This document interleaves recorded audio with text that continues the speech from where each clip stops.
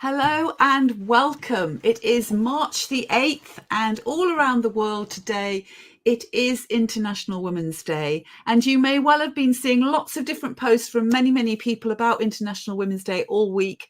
Certainly I'm going to be posting all month, but I just thought it was really great opportunity for us to have a special Leadership Live. And I'm very happy to welcome Rita Kapoor to this Leadership Live. We want to make it a global event because it's a global day. And Rita is joining us all the way from Delhi in India. Hello, Rita. Hi, Mary. Thank you for inviting me here. Oh, it's absolutely lovely to have you here. And thank you for spending the time and taking the trouble to be here. Now, we are on StreamYard. So if you post any comments, please do use your name when you post those comments. Or if you're watching in catch up, please do write your comments and share your thoughts with us. We're always keen to hear what your insights are and what your thoughts are on the things that we're going to share today. Now, today, the theme of International Women's Day 2024 is all about inspiring inclusion. So we thought we'd set today up as a conversation, a discussion around, well, what does that really mean? And from my perspective, it's kind of implying that we are all responsible for making sure that inclusion takes place, not just in the workplace, but all around the world in all sorts of contexts within our lives. But today, because I'm very interested in leadership and how things happen at work, I think it's really crucial that we consider what that might look like within the workplace. And research consistently shows that those organizations and businesses that have parity, gender parity in the workplace are actually much more successful, not only financially, but also from the point of view of creating really great cultures where people want to work and want to give their best and they retain really talented people. So I'm going to pass to Ritu now, because Ritu, I know you've prepared a couple of slides for us. So shall I bring those slides up? Yeah, thanks, Mary. There we go. Yeah, so Mary, I have attempted to create two slides which just talk about what should be there and how. Yeah. Right? Yes. So the first slide talks about the 6 points. Majorly, the 6 points I have written here is the awareness, understanding, challenging stereotypes, as you all can see, promote inclusivity, measure and track progress, promote self-acceptance, and being a role model. Right. So Mary, if we go on to the next slide, we will talk more about it. And I would request you to add in your views as well here. Please feel free to do so. Okay.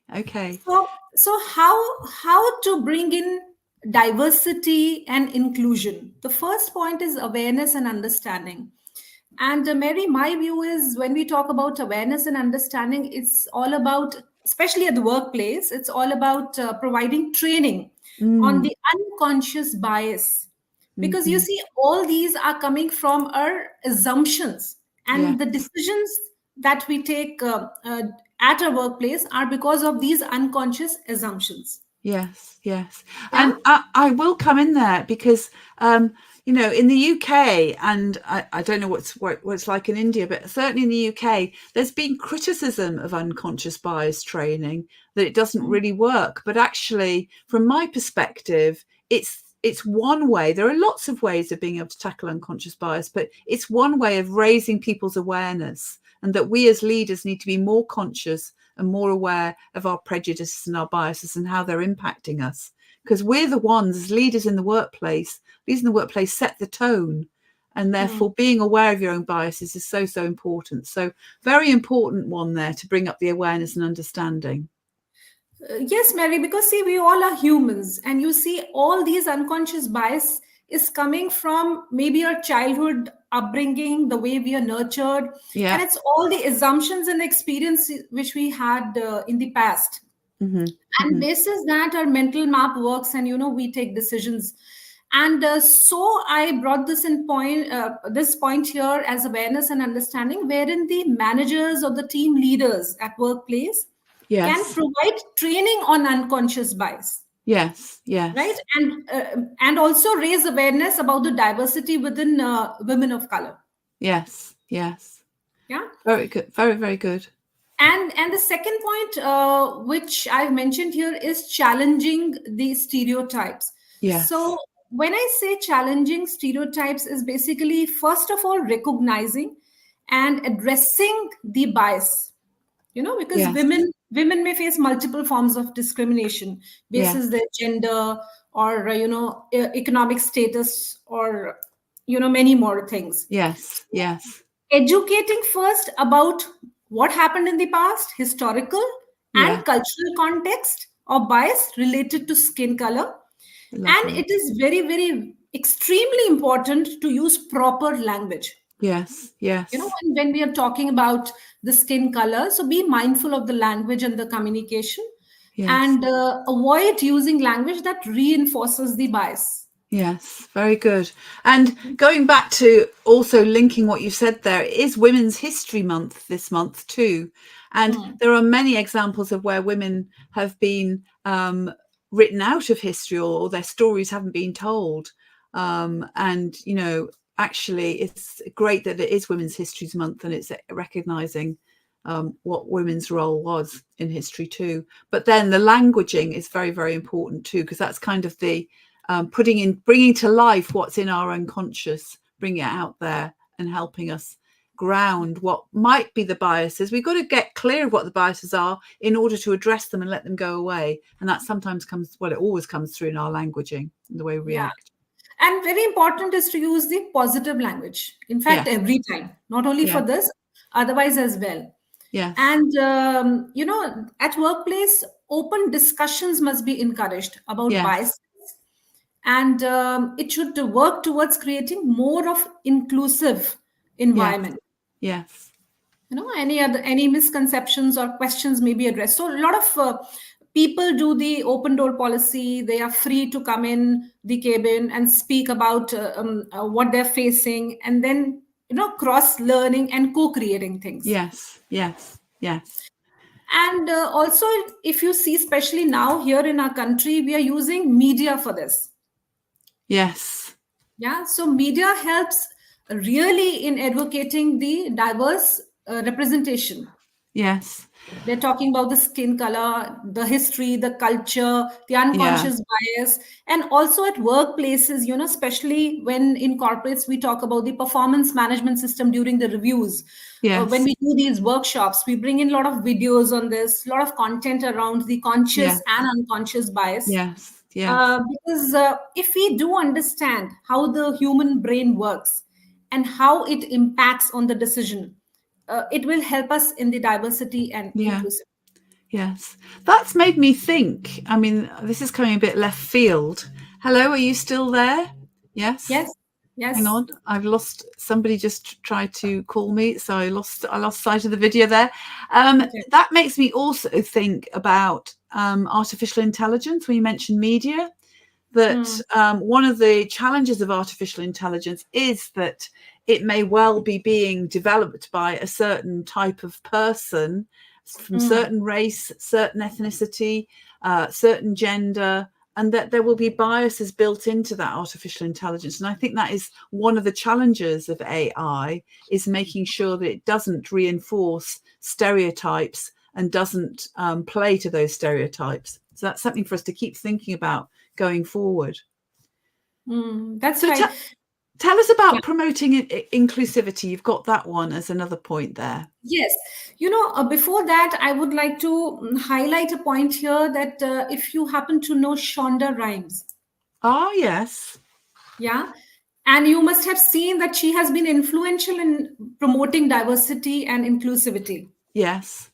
And hence comes the point promoting inclusivity, which is, celebrating diversity, celebrating differences. Yeah. Again, media representation is another major point here to promote inclusivity. Right. And, companies, corporates coming up with policies with zero tolerance of discrimination. Very good. Very good.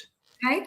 And one more important point, and I would want to know your view on this, is, Mary, about executing advocacy and allyship.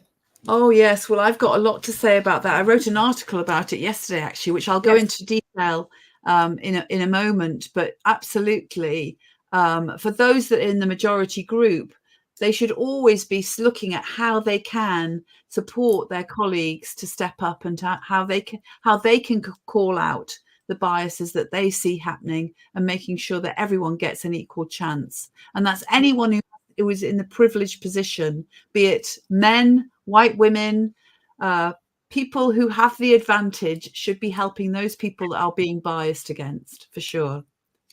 In fact, what I usually say, Mary, is men empowering men. Yes. Men empowering women, and women empowering men. Yes, yes. So whosoever is in that role, yes, can be a mentor, can be a guide, and sponsor the other person. And the whole thing around leadership is leaving people in a better place than when you found them. So, the whole that completely feeds into what leadership is all about, which is about empowering other people and helping them step up as leaders. Yes. And that's why I thoroughly believe in cross-learning. Yes, yes. You've also got... Sorry, Lutu. No, go ahead. No, I was going to say, you've also got another couple of areas: measure and track process, promote progress, promote self-acceptance, and being a role model. Tell us a bit more about those three. Yes. So measure and track progress is when the company lays out certain policies for diversity and inclusivity. So when we talk about inclusion and the policies regarding that, the company should define and standardize the evaluation criteria for that. Great. And then, regularly assess these. Yes. And take steps to improve it. Yes. So constantly giving attention and reviewing is important. Yes. You're on we're all on an emerging journey with this. Years and years ago, we might not have talked about unconscious bias training or whatever. We talk about it regularly now. So it is an emerging issue that we're becoming more aware of. So very important that we keep reviewing it. Yes. And also, keeping an eye on the ground, and through reviews and feedback from people around, be it a man, be it a woman, and seeing how to upgrade or maybe, come up and evolve about it. Yes. Very good. And very important point I mentioned here is promote self-acceptance. And I think you must be wondering why I've put here is encouraging positivity about our own self. First of all, accepting your own gender identity is very, very important. Yes. Right. And that applies to whatever gender you are. Yes, that's right. So one needs to take time to identify own gender identity. Who am I? How where do I feel comfortable? So how do I feel about myself? What kind of pronoun I want to use it for myself? Yes. When you see in the LinkedIn also, some people write he or she. I write she, Ritu Kapoor. Yes. She, her, Ritu Kapoor. So I identify myself like that. Yes. And some people identify as they, there, don't they? So they're not necessarily he or she. They're in the trans community particularly. And I have many people, I've worked with them, and I have many people, many connections on LinkedIn. Who use different kind of a pronoun. And it's okay. So this actually questions the societal norms and the expectations. Yes. And it's kind of a dogma, that either it's a man or a woman. It's a dogma now. Basically, if you see, the world is changing, we are evolving. Who you are is who you are, and it's about live and let live. Let people be who they feel most aligned with, be that man, woman, or trans. Very good. And that's why in promoting inclusivity point, I said celebrating diversity and celebrating the differences. Very good. Yeah. And that whole thing about being a role model, I guess the whole that is, as a leader, you are a role model. Whether you like it or not, you're more visible as a leader, and you are going to be role modeling, and how you act and behave is going to make such a big difference to the way other people act and behave around you. Yes, that's right. So if I just keep preaching and I don't practice it, I'm not authentic. That's absolutely hits the nail on the head. Okay, I'm gonna stop sharing the slides. Is there anything else you want to add before I stop sharing? No, Not really. I would just like to, conclude it with one statement, if you want me to conclude it right now.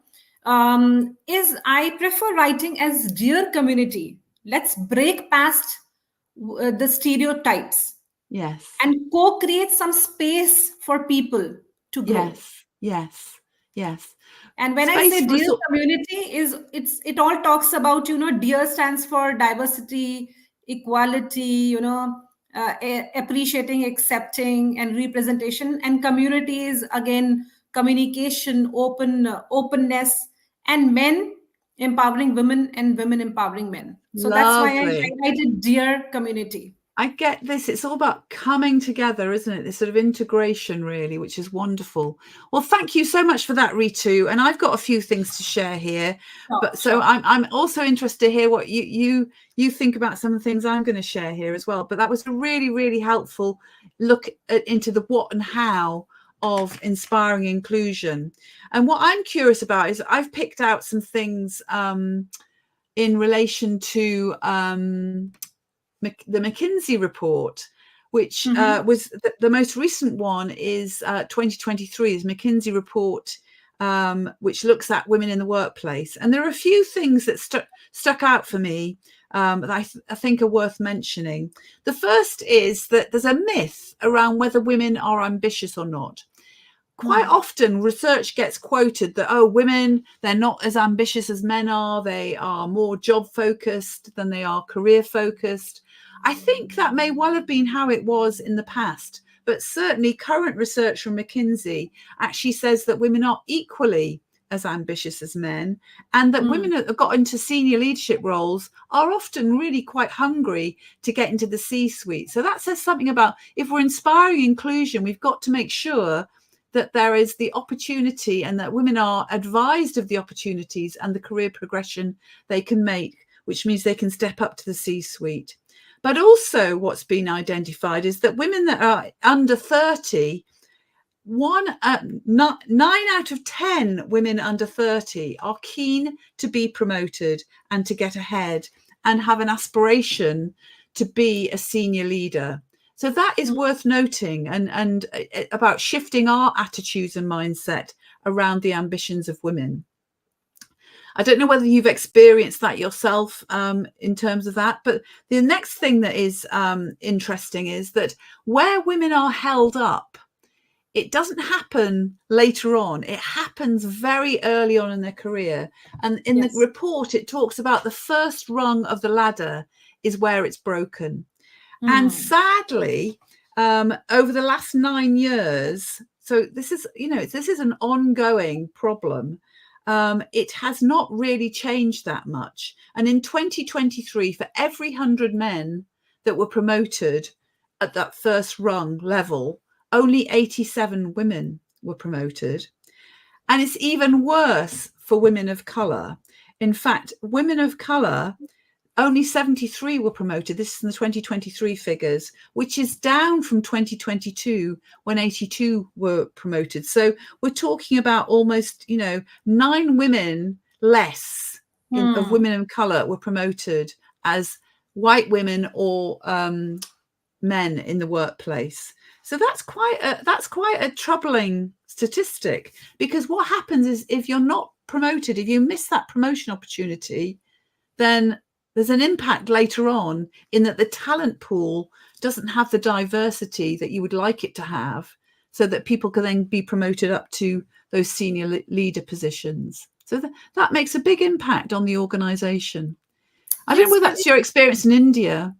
Yes, Mary. And when you talk about the first rung of the ladder is not there, why it is not there is just because of that biasness, conscious or unconscious. Unconscious bias. It's a belief. Belief systems, all sorts of things that are stopping, or the way men are encouraged versus the way women are encouraged. All those sorts of things can make a difference. And yet what we're hearing is women are ambitious. So I would like to, in a line, share one experience of my initial corporate days. When you said that women before in their early corporate life, they want to be promoted. So you're excited about your career, and when you have your first job or the second job, you feel like working hard. And what I realized in my initial corporate days was that for the board meetings, I was asked to prepare all the data, content, and presentation. But when it came to the presentation part, a colleague of mine was brought in, just because he's a man, and the management consists of all men. So that is a disconnect. And, many a times that's why the employee also gets disconnected. Yes. There. Yes. And therefore, the employee resigns at times. Yeah, absolutely. So people get disillusioned. They don't think there's any opportunity for them. There's a threat to the talent pipeline again, in that people will leave, and attrition will increase of women leaving the workforce or not operating those lack of opportunities, and then you end up with an even less diverse workforce. Yes. One point I would like to bring in here, sorry to interrupt you, Mary, here, is, just bring in your voice, raise your voice. When I say raise your voice, means bring in the visibility that you did it. Don't feel shy saying that you worked on it. Well, absolutely. That's one of the things I know when I coach women or run women's leadership programs. Frequently, a lot of women have trouble advocating for themselves. And it's a really big deal that women have got to really learn to advocate for themselves. And advocating isn't about bragging. It's about just letting people know what you've done and the progress you might have made on a project, which is of value to other people to hear. So it's actually an act of generosity rather than bragging about it. You're actually letting people know some useful information. So the final thing I'm going to mention from the report is all about unconscious bias, because you mentioned it yourself and how we need to be having more training. And sadly, what the report has recognised is that there are still a lot of microaggressions and everyday biases that women have to put up with more than men necessarily. It's not that men don't get biased against, but women tend to have to deal with it more than men. And typically, women are twice as likely to be mistaken for somebody more junior. And I've had clients who said to me, the man in the meeting said to me, "What are you doing here? You're too young to be a leader here in this organization." And that was coming from an unconscious place. Yes. But even so, that the whole thing of how could you think that is okay to say to somebody, dreadful example of society norms. That's what I mentioned a little while ago. Yes. It's all about changing the society norms. And being willing, and this is where we link into allyship. So this is where we need allies in men and in white women helping women of color step up. To be able to say, just a minute, that's not okay to make that comment. If there'd been an ally in that meeting, maybe that woman wouldn't have felt so demeaned and so put down. And by saying this, I bring you back to that point of measuring and tracking. This is the way, Yes. That's how you track when you have the ears on the ground. Yes. But coming back to the whole allyship, for me, it's so important that we get men and women dialoguing and having conversations about the differences that they experience in the workplace. And I know quite often, men may say, "Oh, it's all great, women getting all this extra support." But often men don't appreciate the challenges and the difficulties that women may have at work. But I also want to flag that often men may have challenges and difficulties at work as well. So there is something about opening up and women and men having conversations to talk about what's it really like? What's my experience really like in the workplace? How can I understand more about what your world is like? And how can you understand more about mine? And with allyship, there is whoever has got the advantage, whoever's got the privilege. It's about taking the opportunity to amplify and provide a platform and opportunities for those people that are more in the minority. So today's International Women's Day, this applies to all minorities, not just women. But today we're talking about gender because it's International Women's Day. But, where can privileged men in the workplace really help women step up and make sure that women get representation and hear the things that they're hearing about? Where can they adjust the way things are done in the workplace? For example, I work in many organizations where networking takes place in the pub after work. Well, naturally, many women who are mothers have got to go home and take care of the children, or they're choosing to go home and take care of the children. That's part of their life. So how can they adjust when they do networking, rather than, why don't they do it at lunchtime rather than in the pub after work? So it's thinking about what's embedded in the organization that we need to adjust. And also, as a male leader or a woman leader who's a successful woman leader in the organization that can help other women step up, where can you provide sponsorship and mentorship to help people learn to navigate some of the challenges that they may face? And finally, advocacy, actually speaking for the other people in the organization when it seems appropriate. I'm not saying they're not able to speak for themselves, but when it seems appropriate, stepping up and making sure that you're advocating for those talented people in the organization who aren't necessarily getting the representation that they need. So I don't know whether that stimulates any thinking in you in terms of examples you've got, Rito. A lot of examples, and I'm relating to the past corporate, experiences of my own, as well as my coaches who talk about it. Yeah. So I think it's a vast field, lots of work to be done.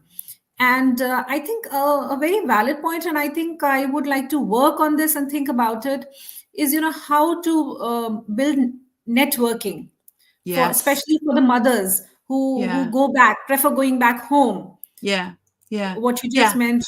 How do you make networking inclusive so that it's not just positioned or targeted at one gender, but it's inclusive of all genders and all people, really?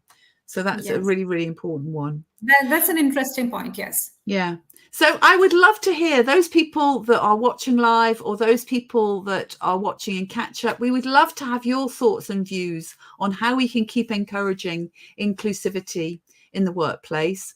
And please do share. We love to hear from you. I'd like to thank you all for watching us today. And Ritu, I'm really grateful for you joining us and sharing your thought leadership around inspiring inclusivity. I want to wish everybody a really, really wonderful day on International Women's Day. I hope that you're able to spread the message and that we all start being more conscious and mindful of how we can support each other. Rito, a final word from you. So happy Women's Day. Thank you for inviting me, Mary. It was a lovely conversation. And we would love to hear people's view, people who are watching, their views, and whatever new ideas you have, please feel free to share. Yes, we're always open to hearing what other people have to say. Thank you so much for watching. Thank you, Ritu, for joining me. I wish everyone well. Have a fantastic International Women's Day. Bye for now.